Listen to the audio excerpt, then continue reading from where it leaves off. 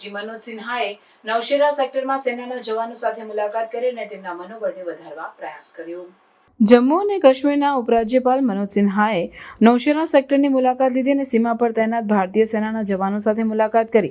આ મુલાકાત દરમિયાન તેમણે સૈનિકો સાથે વાતચીત કરી, તેમના સ્વાસ્થ્ય વિશે પૂછપરછ કરી અને તેમના મનોબળને વધારવા પ્રયાસ કર્યો। આ મુલાકાત શાસનના સેનાની સમર્પણને માન્યતા આપવાની અને રાષ્ટ્રીય સુરક્ષામાં તેમની મહત્વપૂર્ણ ભૂમિકા સ્વીકારવાની પ્રતિબદ્ધતાને દર્શાવે છે। નૌશેરા સેક્ટર, જે રાજૌરી જિલ્લામાં આવેલું છે, તેની સીમા પરની નજીકતા અને ક્રોસ બોર્ડર ફાયરિંગ અને શેલિંગની ઘટનાઓના કારણે સેનાની પ્રવૃત્તિ માટે મહત્વપૂર્ણ વિસ્તાર બની ચૂક્યું છે। આ વિસ્તારમાં સેનાની કામગીરીનું મૂલ્યાંકન કરવા અને તેમને જરૂરી સાધનો અને સપોર્ટ ઉપલબ્ધ કરાવવા માટે એલજી સિન્હાની મુલાકાત યોજાઈ હતી।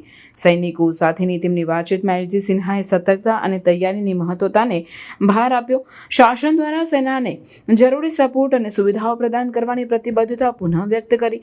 આ મુલાકાત સૈનિકોને તેમના પ્રશ્નો અને જરૂરિયાતો વ્યક્ત કરવાની તક પણ આપી, જે શાસન અને સેનાની વચ્ચેની મિત્રતા અને પરસ્પર સન્માનને પ્રોત્સાહિત કરે છે।